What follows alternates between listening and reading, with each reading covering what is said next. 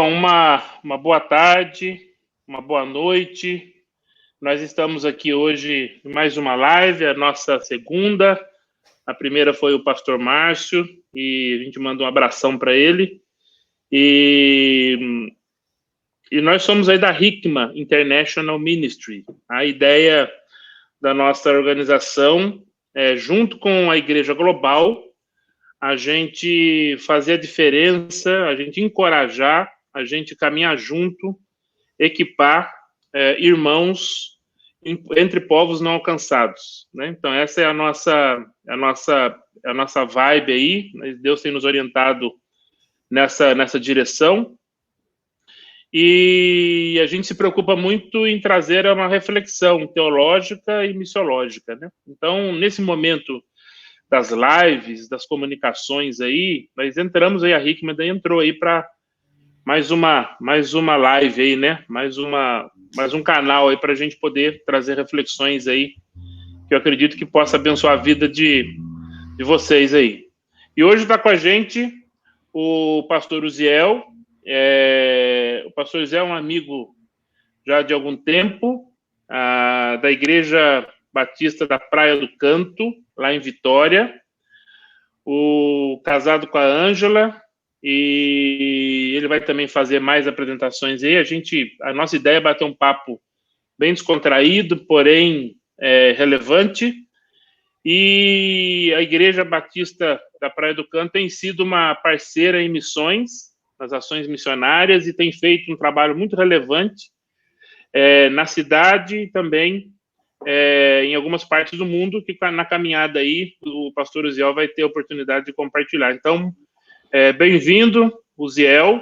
Eu vou chamar de Uziel. Por favor. E nós estamos aí.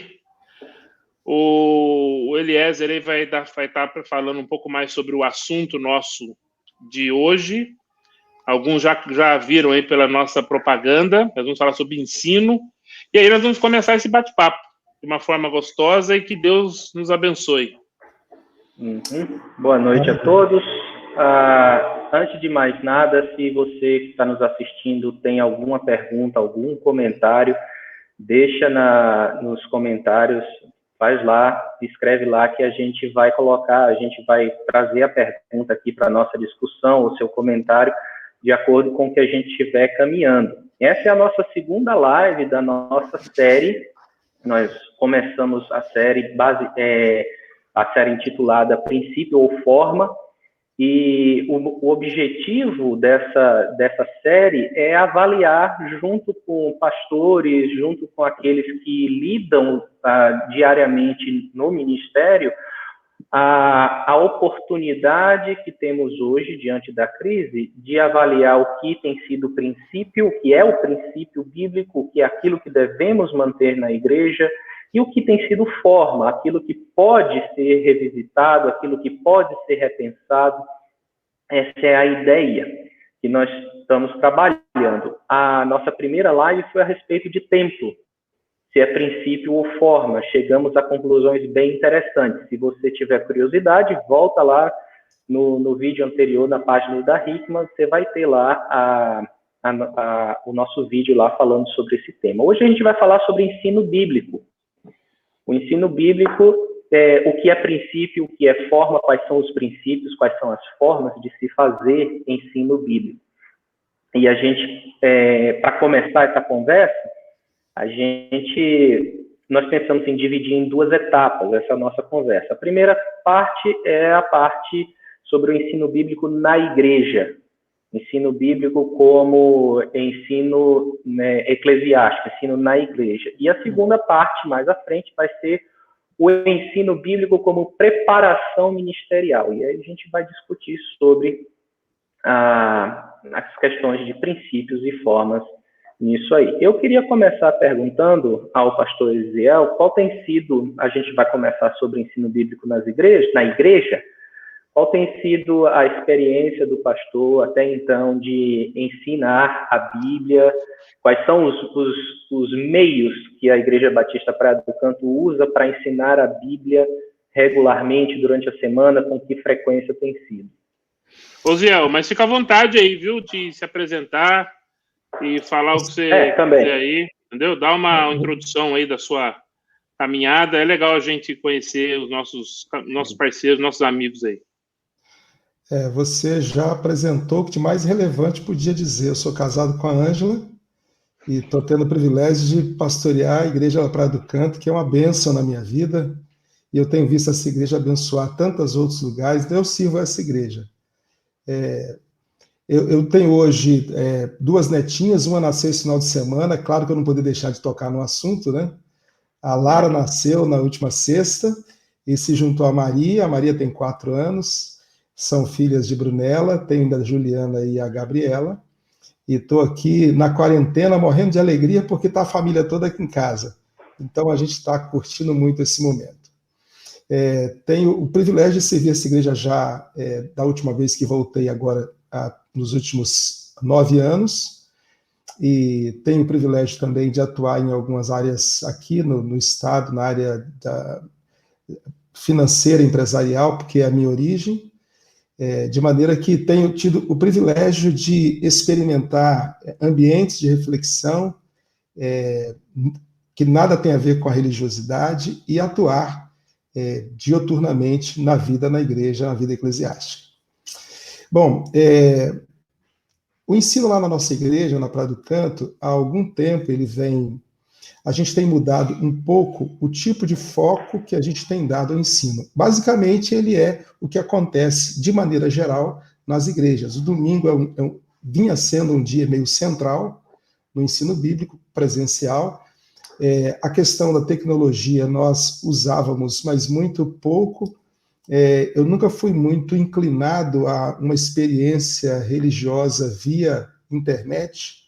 Então, a gente até tinha alguma coisa, porque todo mundo tem, a gente não queria ficar de fora não tendo nada. E nós concentramos em dois eixos o ensino bíblico. Nossa escola dominical, mas nós viemos modificando ao longo dos últimos anos, nós criamos uma escola de ministérios em primeiro momento, foi entender como é que o evangelho me alcança e o que é que ele me chama a fazer. Então, nós ensinamos isso à igreja, depois levamos as classes da escola bíblica a pensarem as formas de comunicar o evangelho com atitudes e a gerar projetos para a cidade. Isso aconteceu há cerca de 3 anos, nós desenvolvemos vários projetos na cidade, depois nós fomos evoluindo no processo de instruir, de ensinar, e nós criamos um instituto, o Instituto Bíblico Praia do Canto, que o objetivo dele é equipar a igreja, os irmãos da igreja, para que possam ler com proveito o texto bíblico, aquela capacidade de um olhar um pouco mais para dentro, não chega a ser uma perspectiva acadêmica, porém ela visita cenários da vida acadêmica. Por exemplo, o Instituto Bíblico ensina os irmãos da igreja a reconhecerem as características literárias dos textos bíblicos, ensina os irmãos a, lendo o texto, definir a perícope do texto, em vez de se prender apenas em como a Bíblia foi dividida, que a gente sabe na leitura da Bíblia, tantas vezes você tem um título que interrompe um assunto e entra mal no outro, ou termina um assunto que não acabou, versículos bíblicos que o sentido deles se conclui com as 3 primeiras palavras do versículo seguinte. Então, isso dificulta para um leitor, às vezes, a compreensão, porque nós somos meio que levados a pensar que aquele verso contém tudo. E, às vezes, o verso, para ser compreendido, vai precisar de uma percepção um pouco mais ampla. Então, no Instituto Bíblico, nós equipamos a igreja nesse sentido. Na nossa escola bíblica, a gente tem 2 eixos também. A gente tem um eixo que é dedicado àqueles que estão começando na fé. Nós nos ocupamos nele a apenas ensinar perspectivas fundamentais da fé cristã. A perspectiva do Criador, da lógica da criação, do propósito da criação, a perspectiva dos efeitos da queda e o que isso tornou, o que isso levou a nós, cada um de nós, a ser as nossas angústias, dificuldades e como isso foi transferido para a nossa vida social, construindo sociedades que vão produzir injustiça, desvios, abandonos, pobreza, escassez. Então a gente vai evoluindo nesses fundamentos até mostrar o propósito de Deus, a salvação em Cristo, qual é o lugar da igreja nesse cenário, por que a igreja está aqui, a ideia do reino de Deus. Então, um foco é esse. E o outro é interessante, é o lugar onde a gente chama os membros da igreja que ainda não foram ao instituto, e a gente dá mais ou menos o ensino que acontece no instituto, porém, num nível mais reduzido, mais superficial, talvez inoculando um pouco de dúvidas e vontades neles de se aprofundarem mais. Na quarta-feira, nós temos uma partezinha do estudo bíblico nosso, do ensino bíblico, que aí já é voltada para um público que não é iniciado na fé. O nosso culto de quarta é um espaço onde a gente recebe mais gente que não é do que gente que é da igreja. Então, a gente faz sempre um espaço de muita comunhão e, basicamente, nesse encontro, a minha fala se detém a o que significa existir crendo no amor de Deus, no sacrifício de Jesus e na vida no Espírito Santo. Como é que o que é uma pessoa cristã? E a gente procura fazer isso numa linguagem que seja ao máximo assim, descascada, desprovida de expressões que a gente normalmente vê caracterizar os cultos, a igreja. A linguagem é mais ou menos a linguagem de um bate-papo que não insere nenhuma coisa do tipo amado irmão, nada disso, mais direto para o coração de quem não tem iniciação. Então, em Minas Gerais, o ensino bíblico hoje na nossa igreja está nesse lugar aí, até agora a quarentena, né? Que aí a gente continuou fazendo isso, porém agora usando tecnologia. E interessante, acabou que abrimos um pouco mais de oportunidades para poder fazer isso. Ok.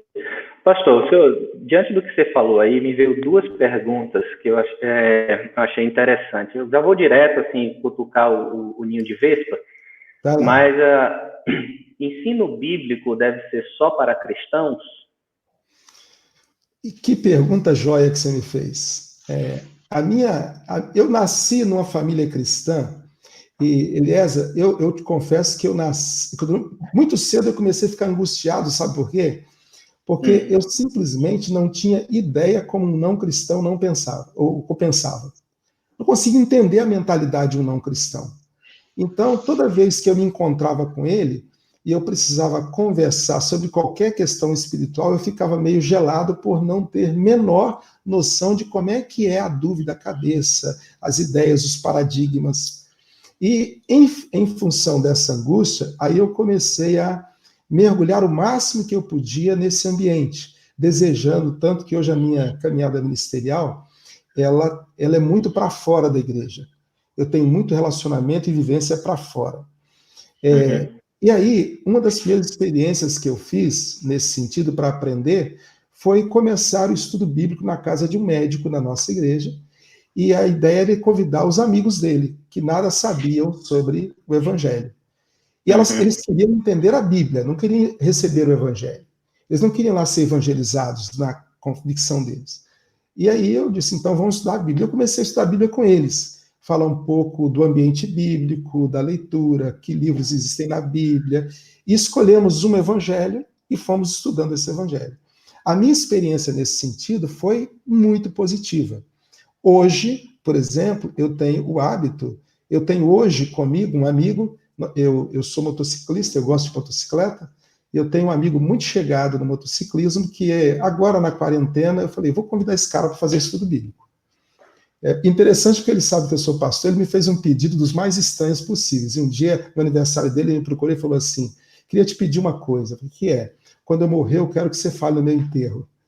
Eu falei, que coisa é essa? Você fala no seu enterro? Eu quero que você me prometa. Eu já falei lá em casa, quando eu morrer, você que vai falar no meu enterro. Eu falei, tá bom.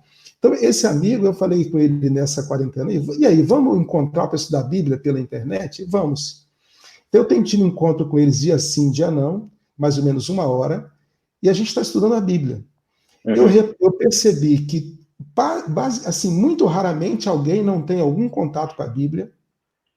Muito comumente, quem não tem uma vivência religiosa mais efetiva, tem um certo distanciamento, assim, lê a Bíblia sem discernimento algum, lê mais como se fosse a relação com o sagrado, sabe? Aquele negócio, aquilo é sagrado, eu li, já tá bom. Eu percebo isso. e percebo que eles todos estão situados, a grande maioria, numa relação com a Bíblia, num texto complexo demais para eles entenderem, porque inclusive a versão da Bíblia que normalmente eles usam são Bíblias familiares, que trazem traduções complexas.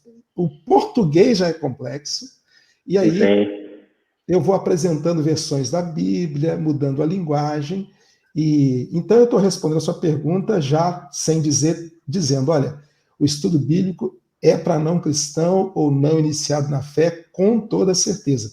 E é fantástico ter a experiência de ensinar a Bíblia para alguém que não crê na Bíblia, por exemplo. Interessante. É interessante ouvir isso de alguém que pratica, né? De não somente de alguém que teoriza a respeito disso, mas alguém que pratica. Então, minha segunda pergunta, voltando agora à estrutura do sistema de ensino da sua igreja, é EBD, Escola Bíblica Dominical. É princípio ou forma? É forma, na minha perspectiva, é forma. Eu acho que o ensino bíblico é princípio. Eu já tentei mexer na escola bíblica de várias maneiras, mas é interessante como nas nossas igrejas as formas têm um peso enorme como princípio. Então, eu já tentei mudar, inclusive lá na nossa igreja, nós não chamamos dominical a escola, embora ela efetivamente seja no domingo. Nós usamos o D para dinâmica, porque houve um tempo que a gente tentou formar classes em outros momentos, de outras formas. Tivemos algum sucesso, mas há um certo apego, assim, sabe? Um lugar de conforto nas pessoas. Então, embora hoje seja a escola bíblica dinâmica, ainda ela está lá dentro do templo, quer dizer, estava, né? Agora até eu posso partilhar depois como é que está a nossa escola, que está extremamente interessante com o que a gente está fazendo nesse ambiente mais de tecnologia. Então, para mim, a EBD é uma forma que se tornou, assim, enraizada na nossa vida, porque ela estava dentro de um outro lugar que também não é princípio, mas se estabeleceu fortemente, que é um dia chamado domingo, é o paradigma, né? Então, você veja bem, os paradigmas se encontram e se fortalecem. É o templo do domingo, a escola bíblica dominical do domingo. Então, isso para as pessoas tem um efeito forte. Mas, necessariamente, se não tiver a EBD é um problema, eu penso que não. Já até desejei que não tivesse, já desejei que nós, como igreja, tivéssemos um culto dominical para as famílias estarem mais à vontade no domingo e ter outras formas. Eu não quero ficar aqui falando muito, porque eu posso tomar muito tempo, mas eu tive a oportunidade de pastorear uma pequena igreja numa das cidades aqui, ao norte aqui, e eu pastorei a igreja de comerciários. Eu ia falar sobre isso. Esse caso? Em algumas situações em que litoral, igrejas, por exemplo, que o turismo é muito grande, e tem hora que você precisa mexer em alguma coisa, porque não vai ninguém na escola bíblica dominical, e você bate na igreja ainda. Você vai no púlpito e desce o rei no povo. Isso aí. Porque ele não vai. Só que ele não sabe da rotina dele. Daqui a pouco uma outra forma, né? Mas pode continuar aí. Foi bom que eu já ia emendar essa pergunta para você. Eu ia fazer essa pergunta. Legal. E aí eu vou mostrar isso que você está falando, Jefferson, e mostrar também, no mesmo lugar que eu vou tocar, como que essa tradição, esse sentimento de dívida com as formas, ele é poderoso. Essa igreja é uma igreja de comerciário, uma igreja pequena. Então eu comecei a pastorear essa igreja, e lá eu estava vivendo o seguinte: domingo pela manhã, eu tinha entre 7 e 9 irmãos no culto da manhã na escola bíblica, não mais que isso. À noite eu tinha entre 65 e 70. E eu comecei, no tempo que tinha disponível, fazer uma visita ali, outra aqui, conversar com um, com o outro, e fui descobrindo que era uma igreja basicamente de comerciários que trabalhavam 6 dias por semana. E o domingo pela manhã era o único dia que eles tinham para colocar a roupa para lavar na máquina, conversar com os filhos, enfim, descansar. Então, a maioria não ia ao templo, não ia ao culto. Bom, aí eu fiz uma reunião com a igreja e falei: irmãos, nós temos que mudar isso. Vamos passar a ter um culto só, vai ser à noite. A gente vai fazer o seguinte: já que a gente quer aproveitar o tempo de ensino bíblico, a gente se reúne às 6 da tarde, faz um tempo de ensino bíblico, toma um café juntos e depois a gente faz um culto. Beleza? Beleza. Eu não sei, talvez os irmãos se intimidaram porque foi uma palavra minha e todo mundo concordou. Fiquei um ano fazendo isso e eu maravilhoso, feliz da vida. E aí chamei um seminarista, porque meu processo lá era um processo mesmo de caminhada com a igreja. Ele ficou um ano comigo e aí ele foi ordenado e entreguei a igreja para ele. E aí, assim, 3 meses depois, ele me ligou e falou assim, Zé, olha, estou te ligando porque você implantou uma metodologia aqui e a gente está mudando a metodologia. Eu falei, que metodologia que você está mudando? Não, porque você tem que me avisar, é só curiosidade. Aí ele falou assim, nós estamos voltando com o culto da manhã. Eu falei, é? Beleza, Deus abençoe que dê certo. Tudo bem. Passado alguns meses eu encontrei com ele e falei, e aí, meu amigo, como é que você está? Tudo bem? E aí, como é que está o culto da manhã? Eu falei assim, rapaz, terrível, só tem 7, 8 pessoas. Eu falei, por que você voltou? Porque o pessoal da igreja começou a reclamar que não tinha culto domingo de manhã. Aí eu falei, caramba, só... Aí, Jefferson, a gente... É isso que você falou. Às vezes o problema está conosco, que lidera a igreja, que quer impor uma coisa que não é antinatural, e às vezes a própria igreja tem uma cultura, certamente isso está enraizado na perspectiva teológica que aqueles irmãos receberam, né? Mas eu sou, assim, completamente aberto e favorável que nós entendamos que o modo como a gente faz precisa ser sempre revisitado, repensado e modificado para o bem da comunidade de todos nós. A ausência disso desvia-nos daquilo que a gente tem que fazer. Eu tenho um amigo que ele é pastor da Assembleia de Deus de Gramado. Gramado, no Rio Grande do Sul, é um local turístico o ano inteiro, né? Mas quando chega o inverno, a coisa fica complicada, porque aí, né, muito mais pessoas subindo a serra, e ali uma igreja com muitos anos de tempo, um tempo ali já, foi plantado há muitos anos. E ele é um pastor que sucedeu o antigo pastor, que ainda está vivo, né? E a escola bíblica dominical na Assembleia de Deus é algo muito, muito forte, né?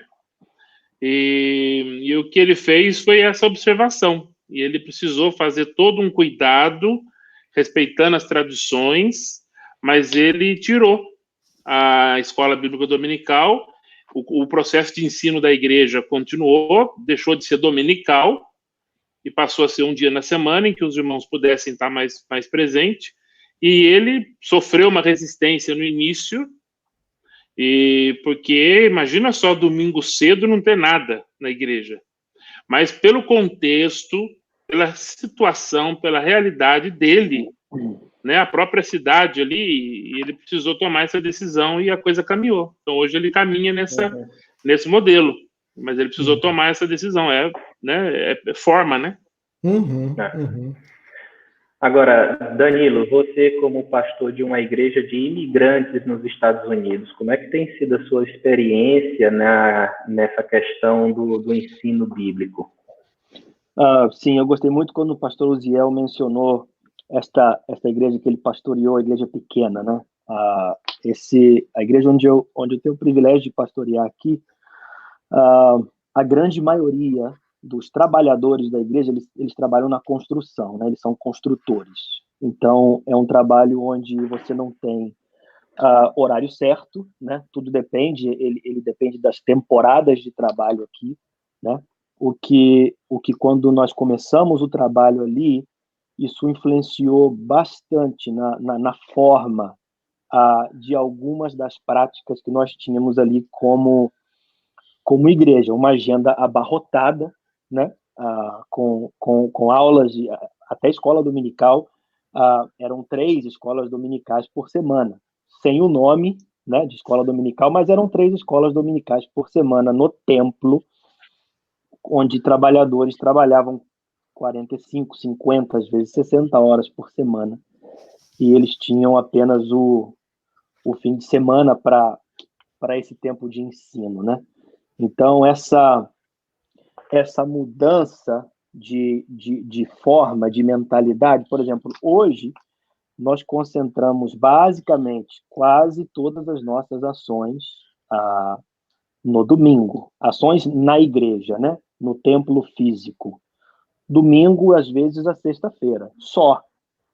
Nos demais dias, nós começamos a utilizar um pouco a nossa criatividade, né? Com a ajuda de muitos irmãos e irmãs ali, para que essas atividades elas pudessem começar a se dissolver durante a semana na própria sociedade. Dizendo isso, uma pergunta que eu tenho para você, pastor Uziel, e talvez já mudando um pouco para essa realidade que nós temos visto, né? Nós estamos experimentando isso agora, essas mudanças drásticas na questão da comunicação, e falando especificamente do ensino bíblico, existe uma mudança natural para um formato digital, né? A nossa comunicação ela tem sido muito através da tecnologia. E isso inclui o ensino, claro, né? Especialmente diante de uma situação como essa de quarentena. Eu trabalho aqui também com uma convenção do Texas aqui, que é com uma plataforma de treinamento online, completamente online. Isso inclui, claro, o estudo bíblico, né? Mas voltando para o princípio, e aí a gente vai para o princípio de ensino de Jesus, né? Construtivista, que ali ele construía o aprendizado com as pessoas, não somente na teoria, mas também de uma forma prática. A minha pergunta seria, primeiro, como tem sido essa adaptação no contexto onde está a igreja que você pastoreia agora, né? Essa transição do físico para o digital, e também quais seriam os desafios para que esse tipo de ensino siga sendo construtivista como o de Cristo, porém feito de uma maneira online, como tem sido proposto, porque existe hoje um bombardeio de ferramentas online para o ensino bíblico, né? E cada dia aparecem outras, e a minha pergunta seria nesse sentido. Como tem sido a experiência, como tem sido a transição, e quais seriam esses desafios aí para que a gente consiga manter esse ensino de maneira construtivista como o de Jesus, sem perder o princípio e utilizando outras formas? Tá. Olha, a experiência nossa está sendo, em princípio, eu diria que ela está sendo muito positiva. É difícil medir isso, até porque é muito novo, né? Está tudo muito novo. E muito disso que eu digo está sendo muito positiva passa, assim, um pouco por dados, um pouco por sensação, assim, um feeling. Não há nada, eu não tenho muito condição concreta, mas eu estou apostando e os sinais que vejo estão sendo positivos. Nós fomos a primeira igreja aqui no nosso estado de interromper as reuniões. Nós decidimos a interrupção num domingo, que um grupo de médicos da igreja me procurou e disse, olha, o que está acontecendo é mais sério do que está notificado. E eu falei, então vamos chamar os demais, vamos reunir. Nos reunimos depois do culto da manhã, e entre eles havia 2 infectologistas que pintaram o quadro segundo viam e disseram, nós entendemos que o governo vai precisar de alguma forma falar sobre isso, mas nós entendemos que já é hora de fazer isso. Então, no culto da noite, nós já comunicamos e naquele domingo interrompemos. E, ao mesmo tempo, imediatamente, eu saí do domingo à noite da igreja, do templo, e fui para casa, e falei assim, nós precisamos, então, essa distância é desconhecida para todo mundo. Então, vamos estabelecer uma agenda permanente, diária, de contato, ainda que seja breve, para a gente tentar cativar as pessoas para esse ambiente. De imediato, nós estabelecemos 2 cultos online, foi o da quarta e o do domingo, à noite, e criamos uma coisa chamada Momento Devocional, que acontece diariamente, segunda, terça e quinta, que é um momento devocional com as Escrituras. Na sexta, criamos um momento chamado Bíblia em Família, que é um pouco de ensino bíblico, porque vai tratar de como você lê e conversa com o texto bíblico, toda sexta-feira, para a família. No sábado, a gente criou um espaço de live para mesclar assuntos de igreja, missão e da condição. A gente entrevista médicos, O Jefferson esteve conosco na última live, nós conversamos no sábado anterior sobre a vida missionária impactada, os irmãos reviram o Jefferson. E no domingo pela manhã nós colocamos a nossa escola bíblica dominical funcionando numa live. Eu e um outro pastor da igreja discutimos o tema do ensino através da live, e à noite o culto online, e às 3 da tarde tem o mesmo trabalho com adolescentes, com o nosso pastor de adolescentes. A igreja está respondendo satisfatoriamente. O grande desafio é que você nunca sabe o que está acontecendo na outra ponta. Você sabe que a pessoa está ali, você sabe que a pessoa está ouvindo, eu recebo alguns retornos, eu incentivo algumas ações, e as ações acontecem, eles me notificam o que está acontecendo, eu ligo para alguém, mas assim, é sempre uma cortina fechada e a gente tenta ouvir o ruído, assim, é festa ou é guerra, né? Aquele negócio, tem barulho, é festa ou é guerra? Sim. Não sei. Então, a experiência está sendo boa. Quanto a esse ensino ser ensino, quer dizer, tem duas coisas importantes. Ser um ensino efetivamente bíblico e ser numa perspectiva mais construtivista e não formatadora. Aí eu digo assim, mas eu tenho tanta angústia com isso, porque eu olho para o cenário nosso evangélico, cristão, e assim, o ensino bíblico tem sofrido demais. E nós não estamos preparando as pessoas para que elas tenham uma espiritualidade que lhe permita autocuidado. Assim, há muita dependência nas igrejas. As pessoas dependem, sabe? E isso é angustiante, porque, por exemplo, num episódio como esse, né? Digamos que a gente tenha um problema aí e a tecnologia comece a falhar. Então as pessoas vão ficar sem o alimento diário espiritual porque essa tecnologia falhou. Então, o ensino bíblico, ele obrigatoriamente tem que ser no estilo de Jesus, porque é um ensino que chama o indivíduo para uma busca, né? Ele chama o indivíduo para pegar o fogão da sua espiritualidade e pegar os ingredientes e preparar um alimento, comer esse alimento. É diferente da gente entregar através da janelinha o prato feito. Sim. Esse é um grande desafio dentro da igreja. Eu acho que a igreja no mundo, a igreja brasileira está nesse lugar de maneira assim terrivelmente instalada. Por isso que a gente tem concentrado o nosso ensino bíblico nesse aspecto um pouco mais, não somente, por exemplo, os momentos devocionais, eu sou extremamente devocional. E mastigo o texto bíblico com quem está comigo naquele momento, entrego perguntas, mas os momentos de escola, de ensino bíblico, a gente procura esclarecer os irmãos sobre ele e a Bíblia dele. Como é que ele encara aquele texto? Como é que ele lida com ele? Quais são as pegadinhas que ele vai sofrer na relação com a Bíblia pelos hábitos que tem e onde ele evolui para isso? Eu acho que isso é uma coisa importante, porque para você ensinar bem, você precisa de alguém que queira ser ensinado, que tenha, assim, minimamente, uma relação adequada com esse ensino. Porque senão essa própria não sei que termo, eu não gosto muito de usar a palavra povo, que parecendo assim, que é o pastor e o povo, o líder. Eu não acho que seja assim. Eu digo assim, o conjunto de irmãos, às vezes eles mesmos exigem de você uma didática de ensino que é empobrecida, porque eles se acostumaram. Então, isso tem que ser mudado.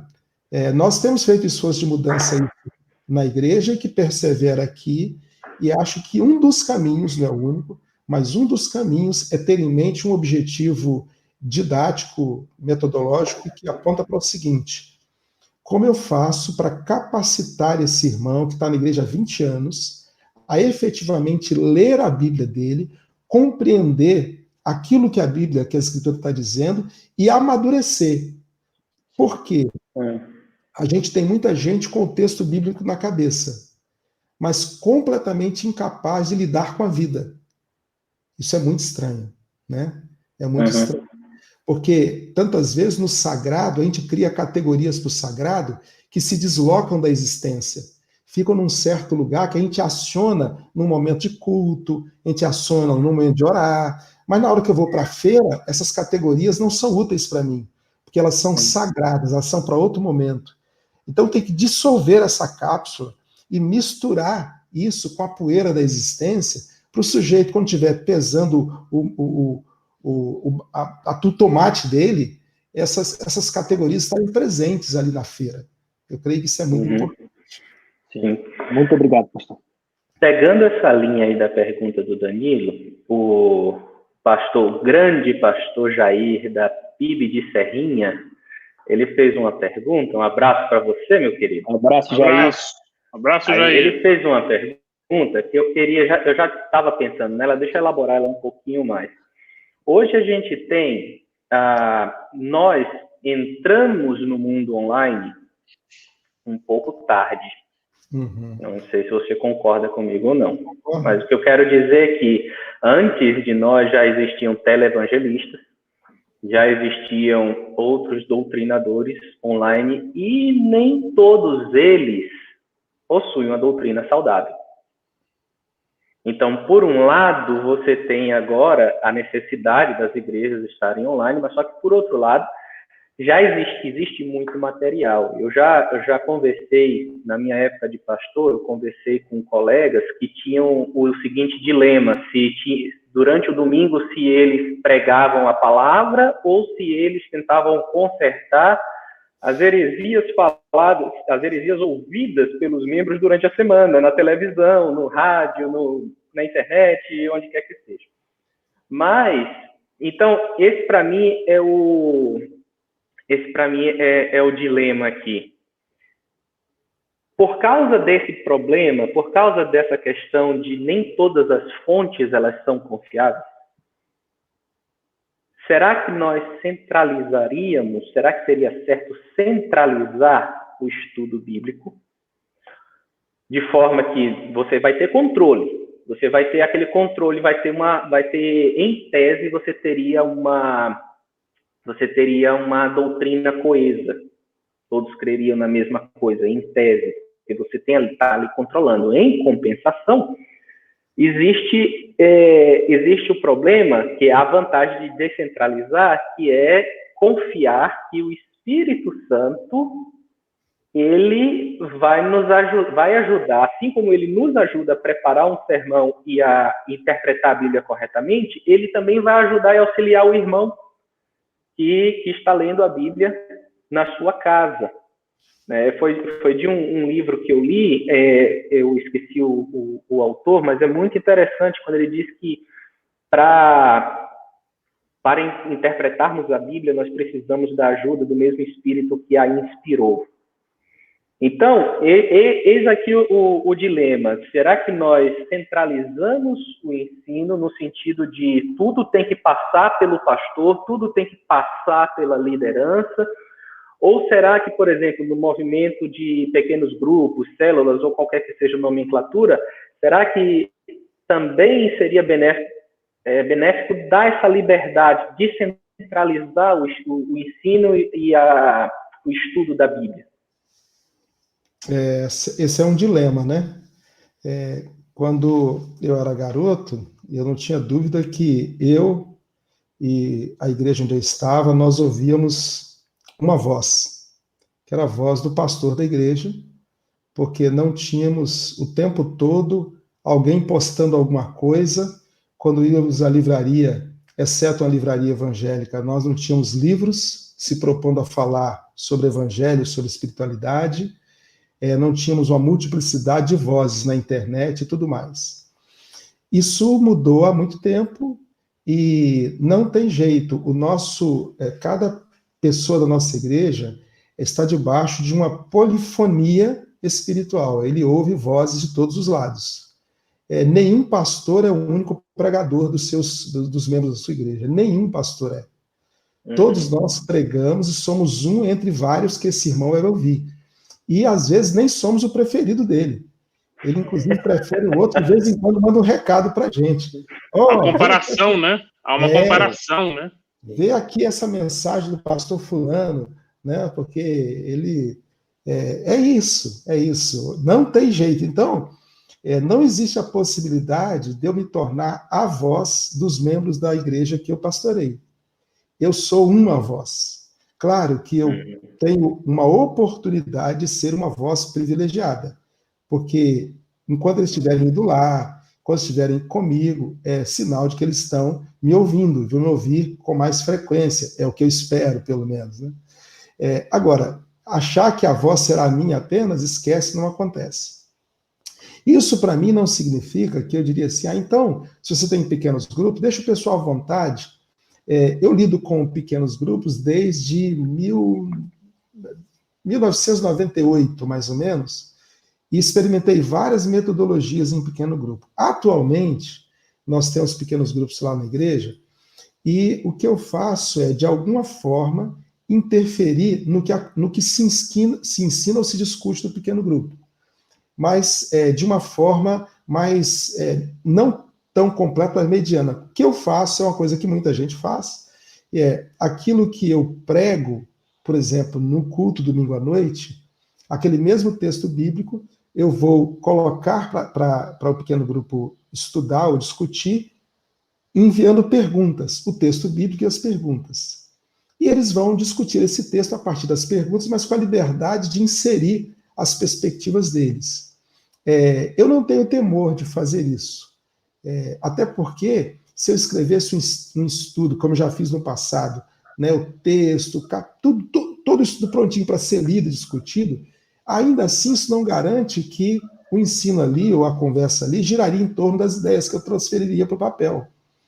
Então, a gente tem que, do mesmo jeito que precisa de contar com o Espírito que inspirou as Escrituras para que a gente leia e compreenda, a gente tem que também crer nesse Espírito que vai cuidar da igreja. Assim, quem cuida dessa comunidade que eu pastoreio? Na verdade, é Deus. Porque eu não dou conta, né? Inclusive, eu, como interlocutor das Escrituras para os irmãos, eu tenho a minha parcela de risco na vida desses irmãos, que eu preciso me humilhar diante de Deus para que eu não seja um desastre na vida de alguns deles, daquilo que eu me sinto inclinado a transmitir para eles.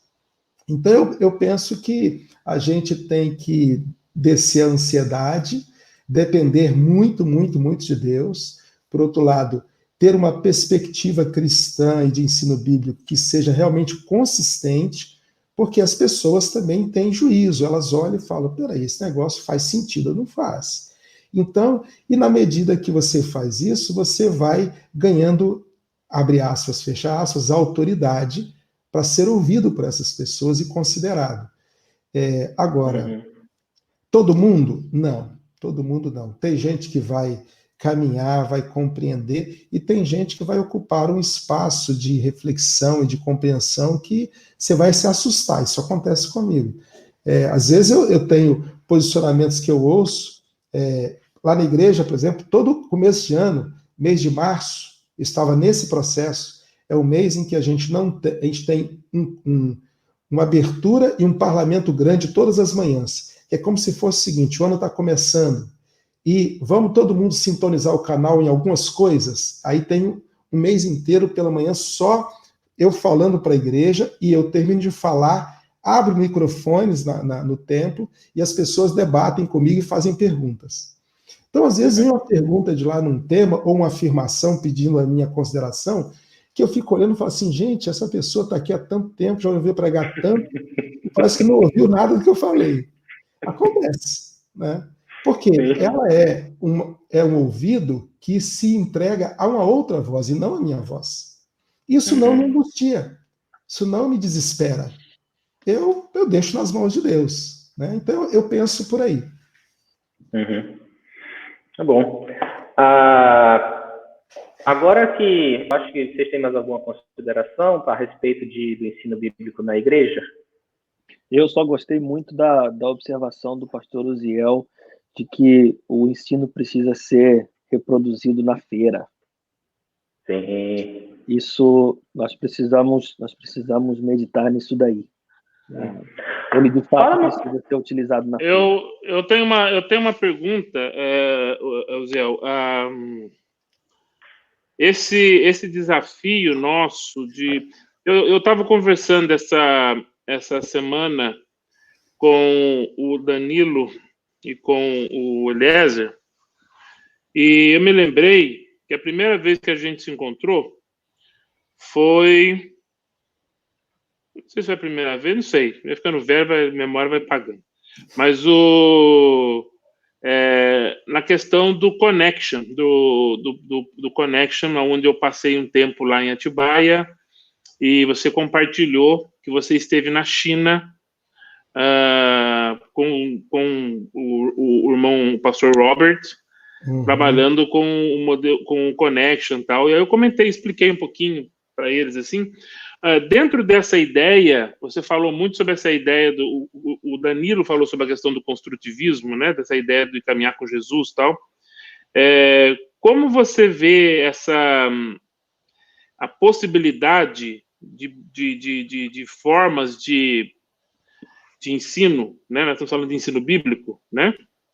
Como o Connection. Se você pudesse dar uma resumidinha, mais ou menos, do que é, e aí, se isso seria possível dentro de um contexto, até onde vai, dentro de um contexto online, ou dentro desse formato novo nosso agora, né, de digital.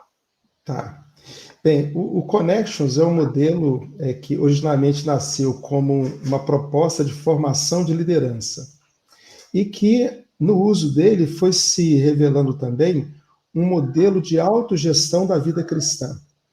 Ele é um modelo muito simples que se define a partir de 5 Cs e 4 Ds, que conecta assuntos e metodologia. Então, os 5 Cs seria um C para Cristo, que envolve a sua relação pessoal com Deus, sua oração, sua devoção, essa nossa relação com Deus, que está ali representada em Cristo. O segundo C é comunidade, mostrando que a vida cristã, o desenvolvimento existencial, ele é sempre comunitário, ele precisa ser comunitário, então priorizando relacionamentos, aprendizado com os mais experientes, ensino para os menos experientes. O terceiro C é caráter, que aponta para a importância de uma vida bem orientada, com valores, um caráter que seja inspirador, saudável. O terceiro C é o chamado, que é a clareza assim, do que eu estou aqui para fazer, qual é a minha missão de vida, a compreensão disso. E o último é a competência, que é a habilidade que eu tenho de fazer as coisas.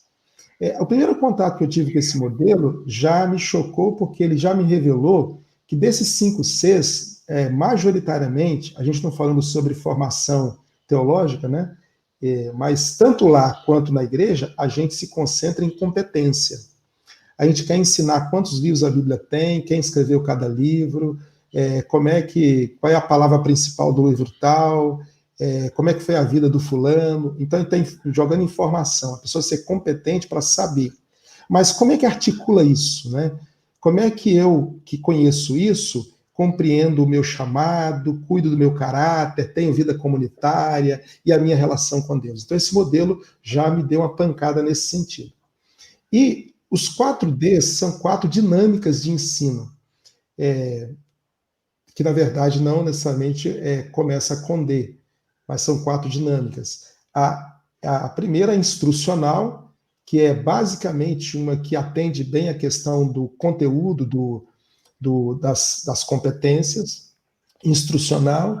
Espiritual, que é a gente compreender como que a gente lê o texto ou vive a vida cristã e desenvolve o aprendizado dele na nossa relação com Deus. Espiritual. Experiencial, que é como é que eu coloco na minha vida aquele ensino, como é que eu pratico aquele ensino. E relacional, que é como que eu aprendo aquilo na relação com o outro, me unindo ao outro. Então, é uma potência de aprendizado muito maior. Então, esse modelo, basicamente, ele nasce para orientar a formação de líderes, no sentido de, por exemplo, na vida acadêmica, ele deveria ser aplicado ajudando não só aquele que está lá a aprender a teoria do que está vendo, mas, ao mesmo tempo, desenvolvendo todas essas outras dimensões.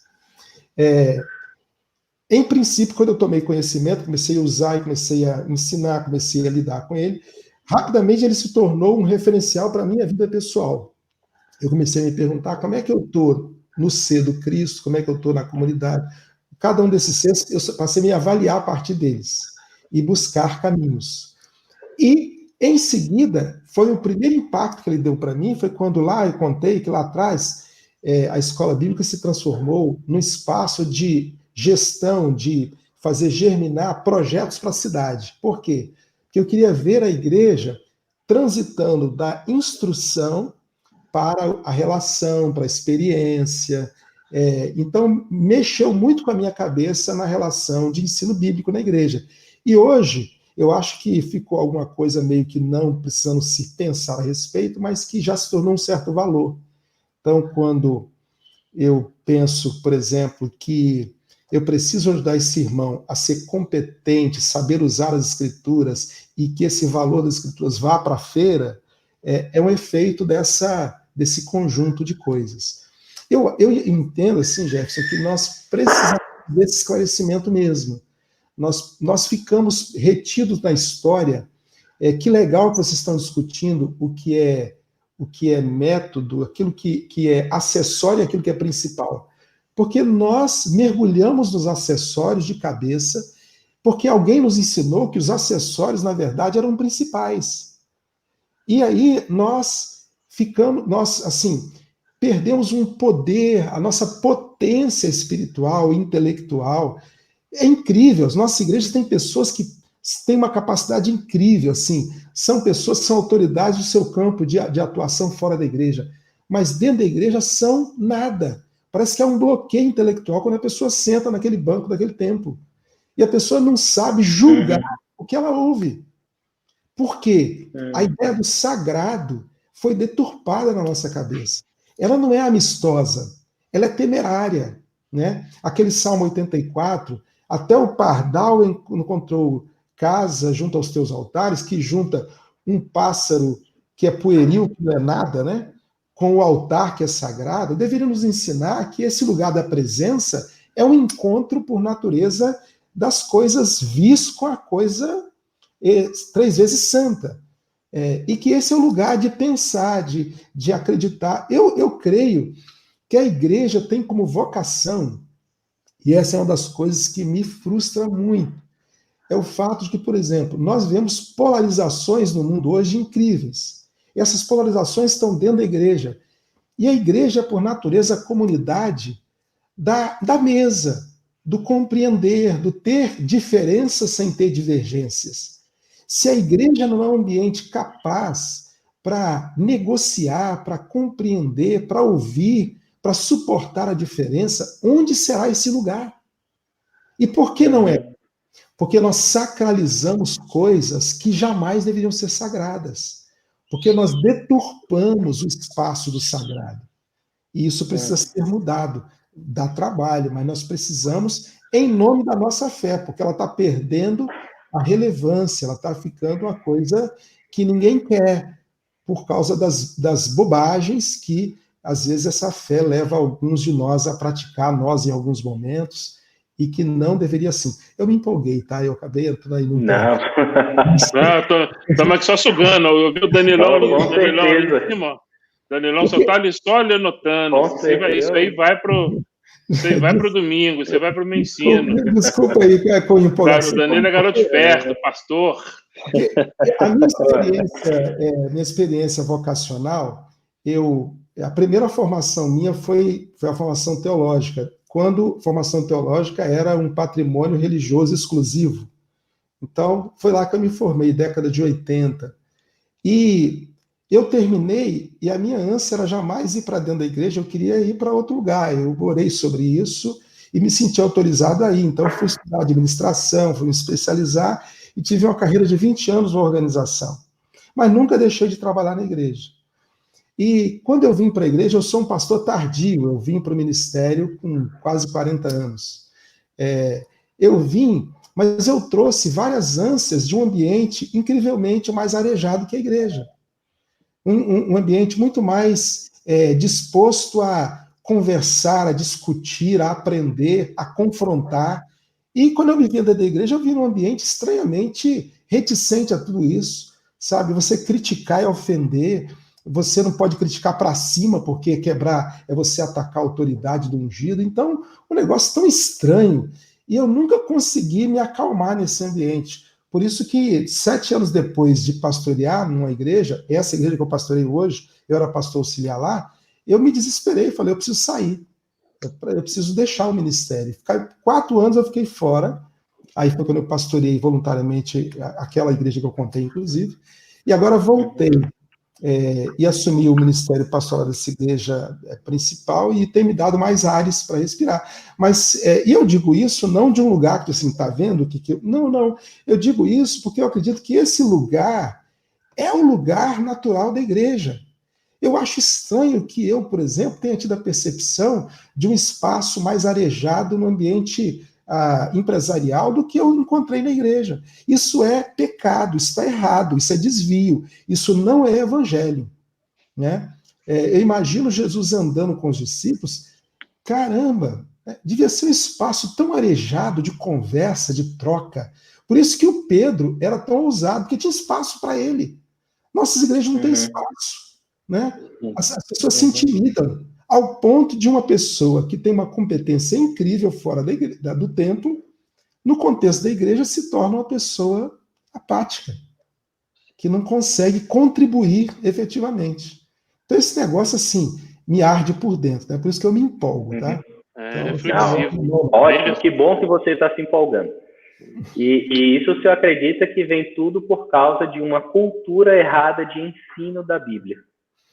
Acredito piamente nisso.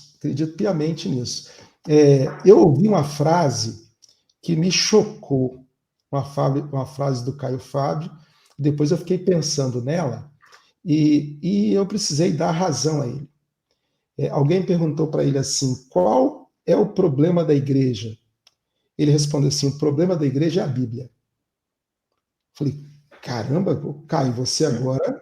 Né, chutou o pau de umas 5 barraquinhas junto. Como diz lá em Minas, você pulou o corguinho para o lado e pula de volta. Né?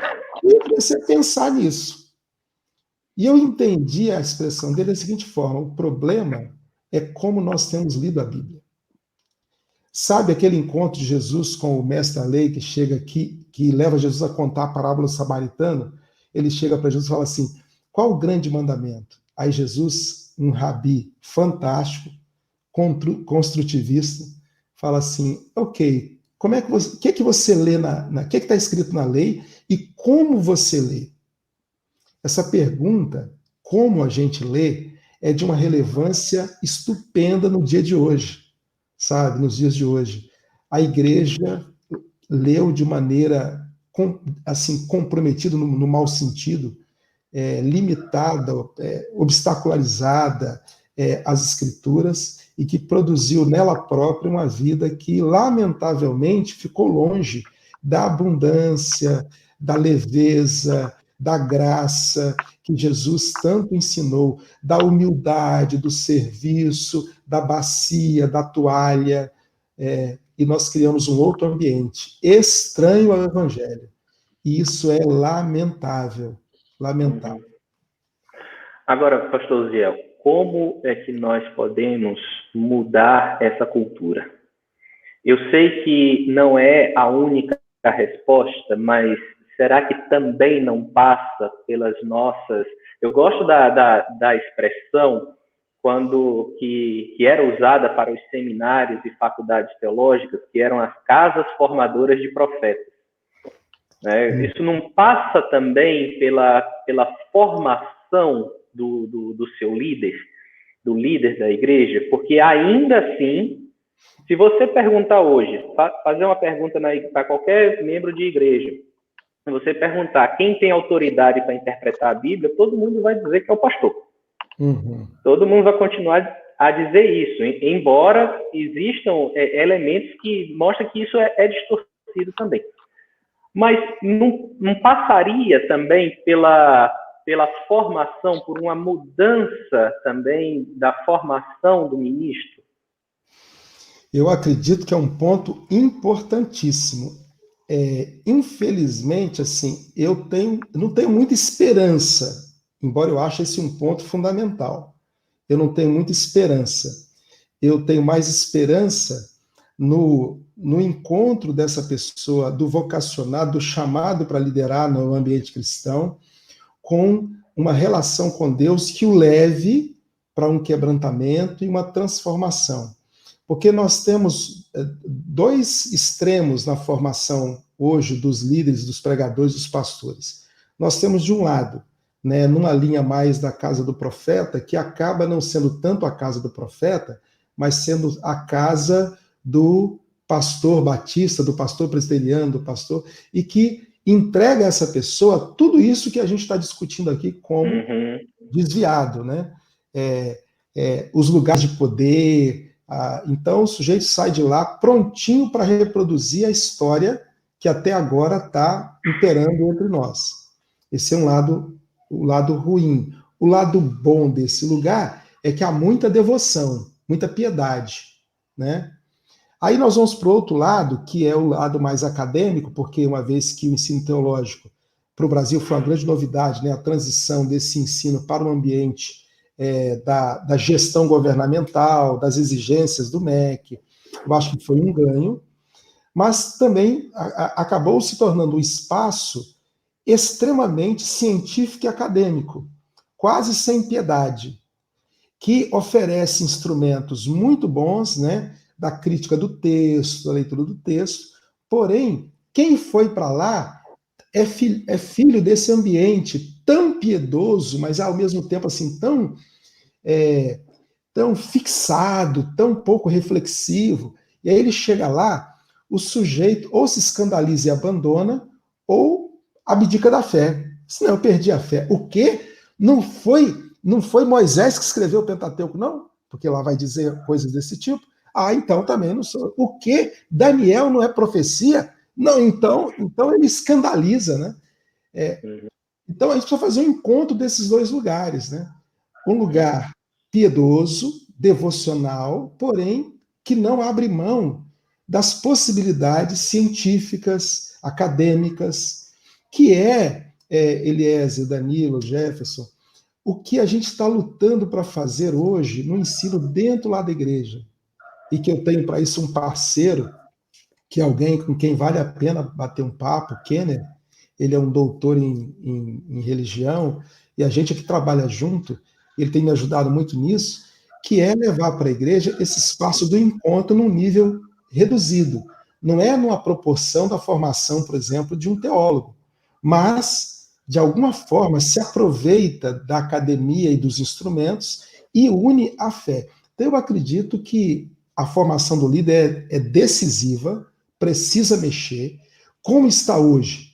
Eu tenho pouca esperança, porque ainda hoje esses dois extremos estão estabelecidos, não houve ainda um encontro, exceto em coisas como isso que vocês estão fazendo, em cursos um pouco mais diferenciados, em espaços de reflexão, de grupos que são missionais, aí isso acontece. Mas, em termos de formação, escola, infelizmente ainda a gente não está muito bem.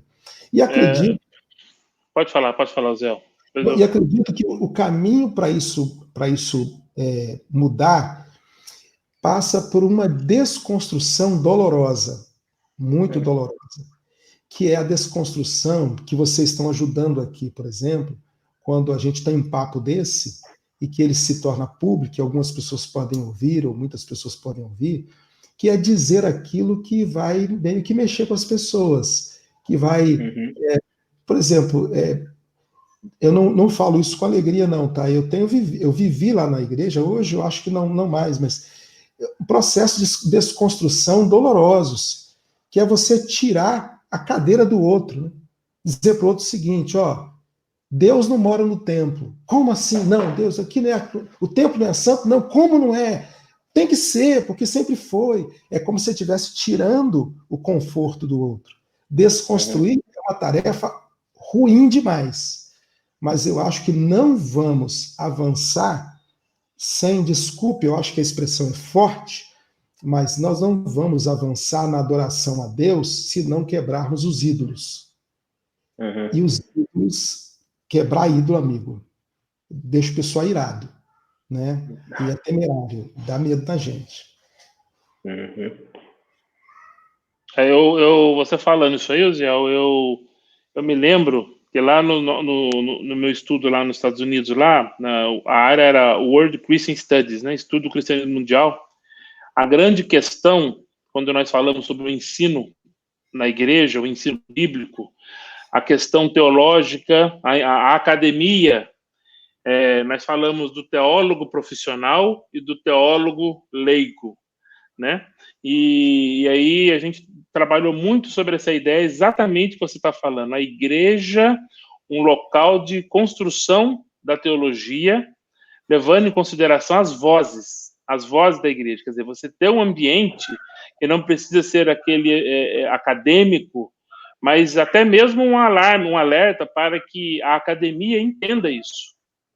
Ninguém está querendo tirar nada de ninguém, mas essa ideia, a propaganda de margarina, aquela coisa ideal, bonita, aquela criança que acorda cedo, bonitinha, todo mundo sorrindo, seria realmente você ter a academia, o teólogo profissional, vou chamar assim, mas é a palavra que veio, e o leigo nessa construção, né? Isso. Só que a gente sabe, então a academia precisa entender que há espaço, sim, para se fazer teologia na igreja, para ter essas reflexões dentro do contexto da igreja. Até porque a teologia ela começou na igreja, né?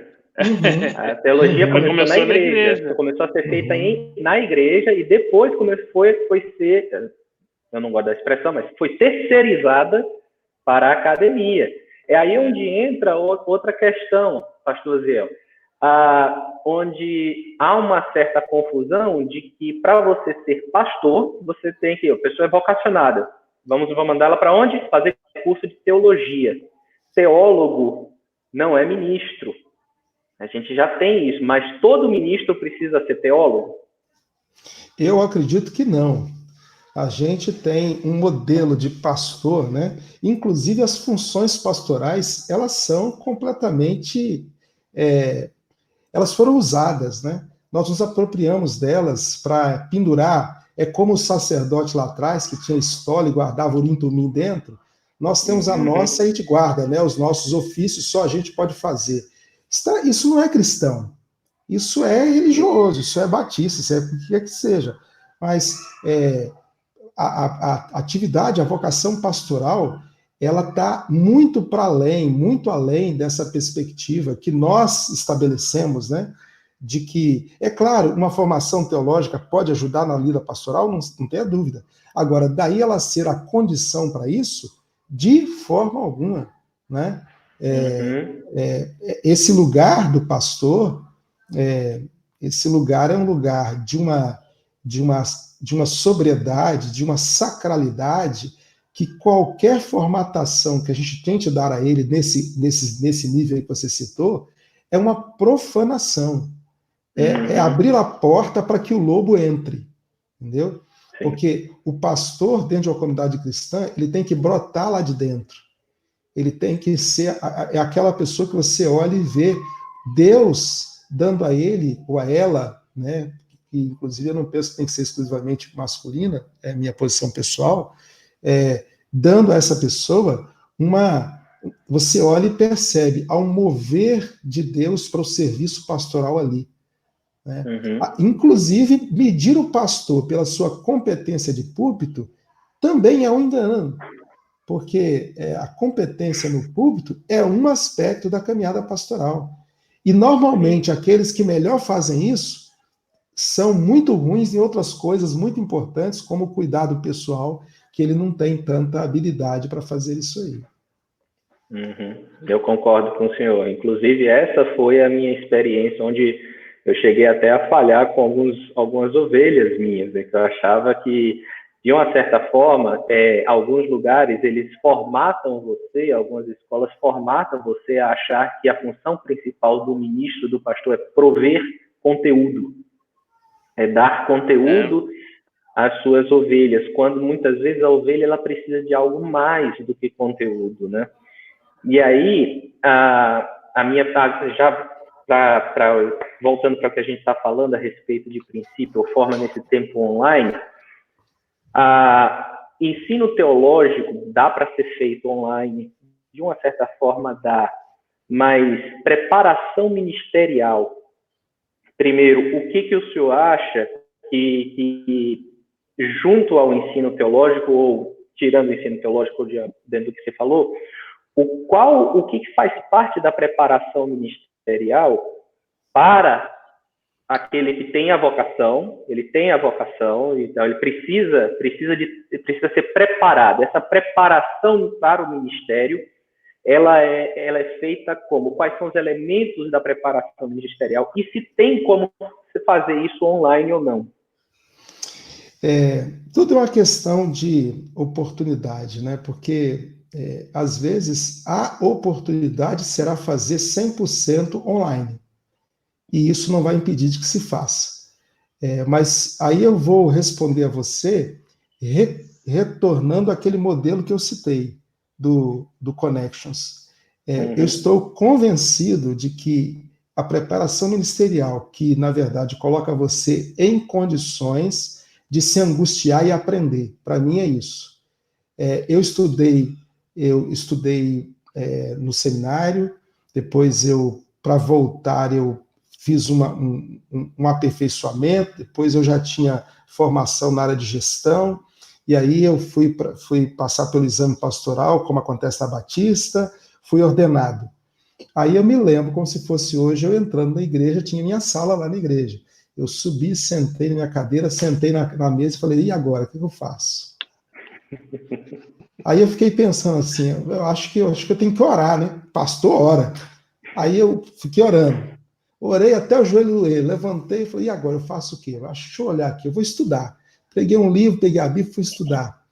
E fiquei me perguntando, o que eu faço? Aí peguei o telefone, liguei para o irmão, perguntei, aí descobri um irmão doente, foi visitar. Então, esse lugar formatado, que vem cheio de expectativas, né? A gente chega dentro dele e fica meio perdido. O que eu faço aqui? A preparação pastoral, na verdade, não prepara a gente para ser pastor. Ela prepara a gente para se angustiar e aprender a ser pastor. Ela nos dá ferramentas que a gente vai poder usar para poder aprender a ser pastor. Mas demora.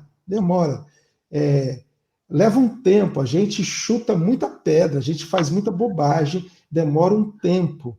Porque é justamente o tempo para a gente se desocupar de todo esse lugar pré-formatado, sabe? Eu acredito que a gente demorou um tempo para vencer isso e chegar num outro lugar, que é aquele lugar de eu sou o quê? Eu sou alguém que tem um relacionamento com Cristo, com Deus, e Ele me inspirou a servir como um pastor, Ele me chamou para isso. Eu tenho uma comunidade. Quem são essas pessoas? As pessoas não são o povo que eu pastoreio. Essas pessoas são minha família de fé, eles são a minha comunidade, são meus irmãos. Aquela irmã ali, ela pode vir e pode me repreender. Aquele garoto novo ali, ele tem algo a me ensinar. Né? Aqui nessa comunidade, eu preciso ter cuidado, eu preciso crescer no meu caráter. O amor é o principal valor, eu preciso amar essas pessoas. Tem muita gente aqui que não me ama e que também eu não amo. Tem gente aqui que eu nem gosto, mas eu preciso amar. E aí também eu preciso ter mais clareza do que Deus quer que eu faça. Eu tenho um privilégio, essas pessoas me ouvem, o que eu faço aqui? E só lá no final é que eu faço a pergunta, eu no sentido metodológico que eu estou dizendo, é lá no final que eu falo assim, o que eu preciso saber, aprender para fazer melhor o que eu faço? Só que a gente começa pelo final, pelo menos importante. Qual é? Tá, eu sei fazer exegese com texto. Tá, mas na hora que eu sento no conselho para uma reunião e eu tenho que tomar uma decisão, que coração é esse meu que vai agir ali? A exegese do texto não me ajuda em nada. Né? Quando eu vou, o que Deus quer falar a essa igreja? Só que eu sei exegese de um texto, eu vou saber o que Deus quer falar? Agora, é claro, se Deus me inspira a um tema, uma fala, a exegese do texto vai me ajudar em vários aspectos. Porém, a coisa é muito para lá, muito para lá. Eu me lembro de um irmão que tínhamos lá na nossa igreja, quando eu era menino, garoto, lá em Minas Gerais, lá no interior, e ele era pedreiro, Arlindo, eu me lembro dele, assim, com muito carinho. O Arlindo era um sujeito muito calado, sem instrução nenhuma, ele andava de bicicleta e era pedreiro, e às vezes na quarta-feira ele dirigia o culto, ele pregava no culto do estudo bíblico lá na igreja. E quando o Arlindo ia pregar, eu sentava lá no primeiro banco. Eu nunca vi o Arlindo construir uma frase sem errar o português. Nunca. Porém, o que Arlindo dizia, ele falava coisas da alma, da vida, ele falava com um temor a Deus, que me marcou assim profundamente. E hoje eu olho e falo assim, está ali um pastor de ensino, que sequer sabia todos os números, que nunca viajou para fora do estado que ele morava, que nunca leu a metade dos muitos livros que eu li, mas está ali uma alma pastoral, porque Deus me alimentou através da vida do Arlindo várias vezes. Então, as coisas do reino de Deus, elas se aproveitam de ferramentais os mais diversos. Esse aqui, por exemplo, as coisas do reino de Deus se aproveitam das ciências, e é tudo muito precioso. Eu acho que eu posso ser, você pode ser, nós podemos ser personagens melhores para atuar no reino de Deus, com toda essa ciência, recurso, conhecimento, com certeza. Porém, se faltar aquilo que nos define como agentes do reino de Deus, tudo isso não vale nada. Tudo isso é igual um carro sem combustível, né? O motor é possante e tal, mas não vai chegar a lugar nenhum. Então, para mim, a formação pastoral precisa visitar essa alma, esse coração, essa devoção, esse temor, que tire de nós, depois da formação, para esse lugar de quem quer aprender, de quem se reconhece imperfeito, de quem vai dar passos e saber que talvez, no dia que ele olhar e falar, cara, agora eu sei como fazer, está na hora de parar, né? Está na hora de sair. Eu não pastorei igreja, eu até falo que pastor é para alguns, porque realmente você ter essa formação toda instrucional, as cargas horárias dos programas de seminário, aí a gente vê dentro da sua fala que existe um complemento aí que não tem sido tão comum hoje nas formações, né? Então a gente não está dizendo que é jogado fora, a gente está falando de complemento. Mas e olha que no seu tamanho desse complemento, eu acho que a coisa é grande. Mas assim, nós estamos indo para o final aí, né? Mas eu tenho, às vezes que eu tenho oportunidade de ouvir pastores e ouvir irmãos. Eu me voltei lá atrás, a hora que você falou do irmão, qual é o nome dele? Arlindo? Arlindo. Do irmão Arlindo, rapaz, tantos Arlindos que passaram pela minha vida, de pessoas exatamente com essas características, que trouxeram riqueza para a minha vida, e até hoje eu lembro, que não daria tempo para mencionar, então foi uma boa lembrança, você me fez voltar a vários Arlindos, que com pouco português, e que estava fazendo teologia, como uma mulher no deserto, Agar, com o anjo do Senhor, ela fez teologia, né? Então, algo tão profundo, né? Uma mulher fazendo teologia, né? E naquela cultura. Mas eu tenho oportunidade, assim, eu louvo a Deus pela vida do Ziel, porque às vezes que eu vou à Vitória, é um prazer muito grande quando eu vou, e a gente tem a oportunidade de conversar sobre aspectos da igreja, essa questão dessa espiritualidade. A gente vai e volta e cai nesses assuntos, né? Já conversamos juntos. Isso mesmo. E é muito bom. Isso, o pastor Uziel, meu amigo, e outras 2, 3 pessoas aí na face da terra, e quando eu sento para conversar, caramba, eu preciso refletir do que é ser cristão, o que é a função do pastor, essa humanidade, né? Essa compaixão, essa forma de olhar. A gente comenta várias coisas que não é nem tema para colocar aqui, mas às vezes os próprios pepinos do reino, né? Como a gente brinca, né? As coisas do dia a dia, problemas que acontecem. O Danilo compartilha problemas na igreja, coisas ali que você tem que resolver. E se você não tiver compaixão, amor, essa característica na caixa de ferramenta, você tem grande chance de pegar uma ferramenta errada e descer na cabeça do irmão, né? E aí, né? Mas uma benção, Zé. E dentro do que você falou, pastor Ziel, isso torna a ideia de, se você tem um coração, o online, se torna uma coisa, né, secundária. Não se torna algo tão importante.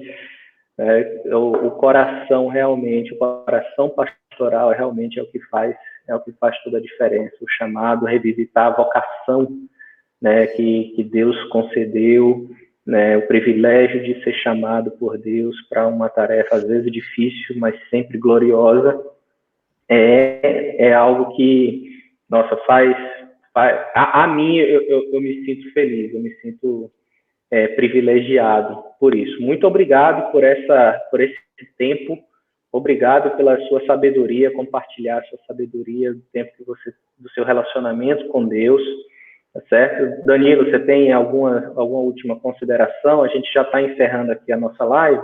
Tenho agradecimentos a fazer ao pastor Uziel. O exemplo, né?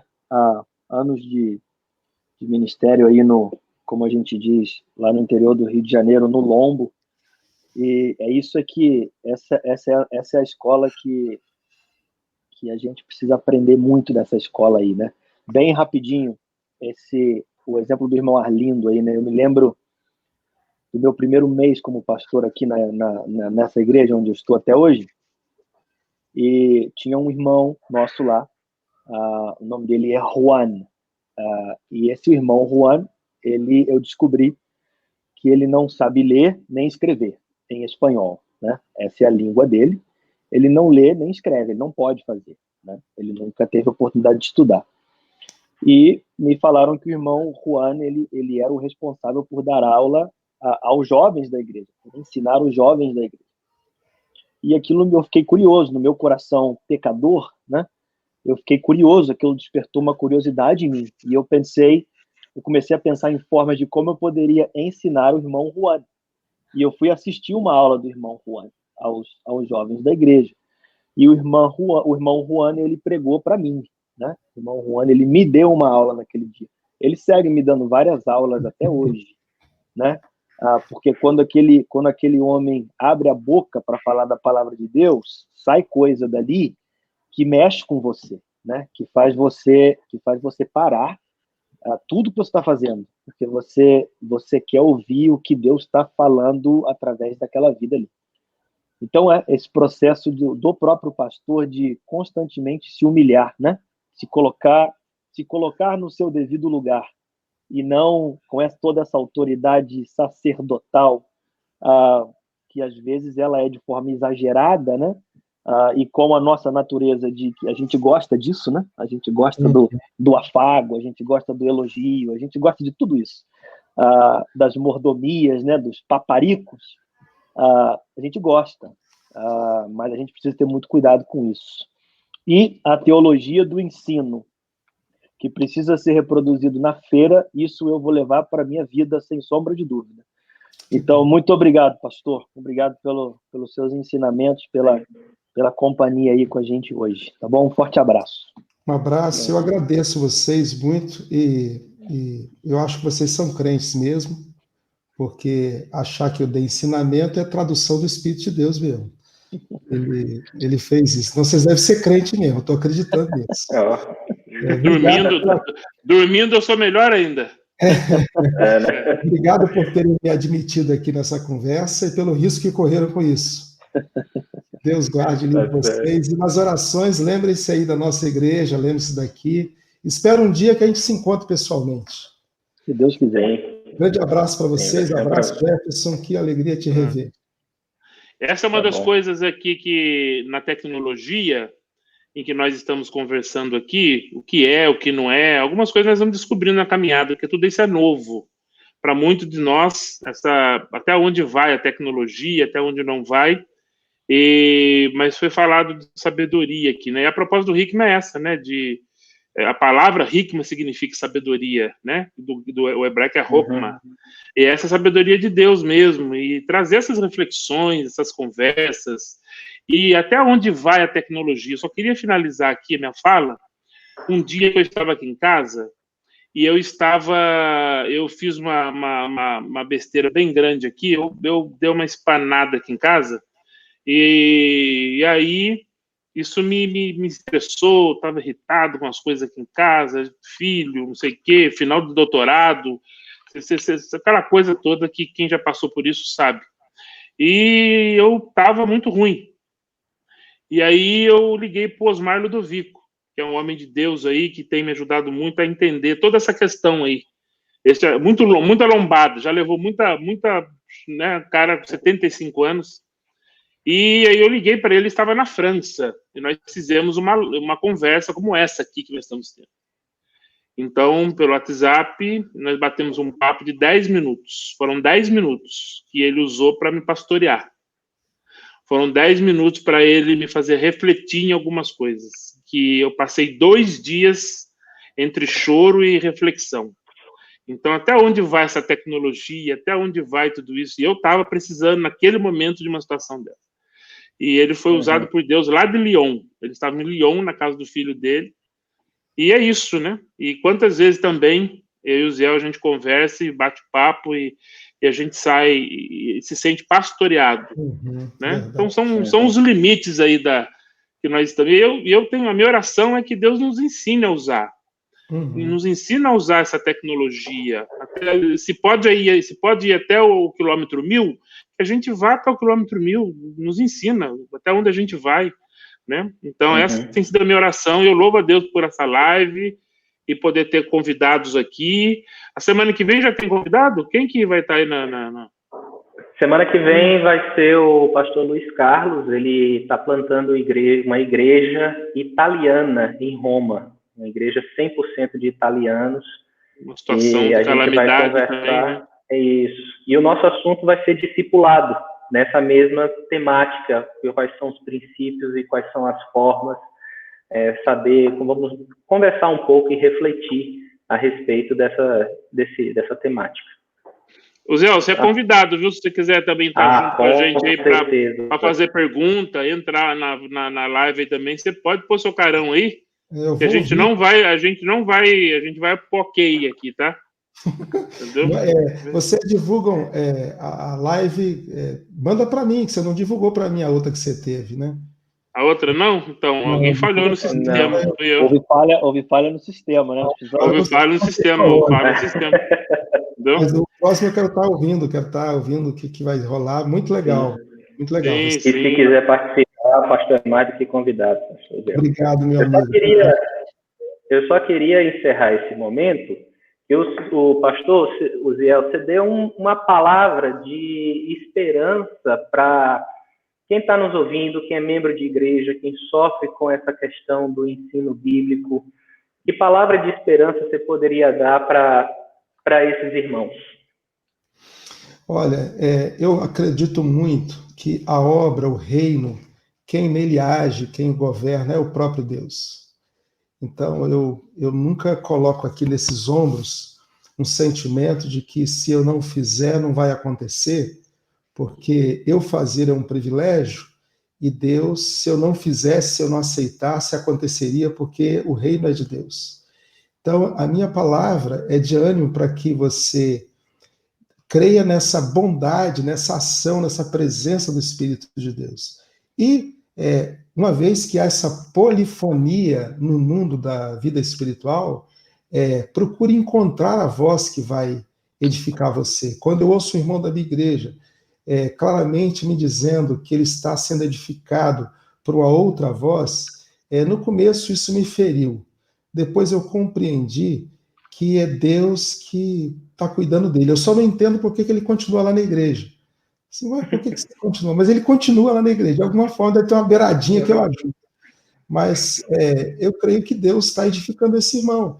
Quando algum irmão fala, eu estou numa outra igreja, eu falo assim, vai, Deus abençoe você. Porque o reino é dele, nada é nosso. Tudo é por ele, por meio dele e para ele. Então, você que precisa, que está nesse sentimento de busca, olha, Deus está cuidando de você, vai cuidar, ele tem muitas vozes. Lembrando de Elias ouviu de Deus, tem 7.000 que não dobraram joelhos, tem muito mais de 7.000, tem muitas vozes, e busque isso em Deus, e fique tranquila, porque o amor que Deus tem por você nunca deixaria que ele ficasse sem cuidar e prover você do que você precisa. Amém. Amém. Muito obrigado, pastor Ziel. Obrigado a todos que participaram conosco aqui dessa live. Terça-feira que vem, mesmo horário, estamos aqui de volta. Bom, Deus abençoe a todos e até mais.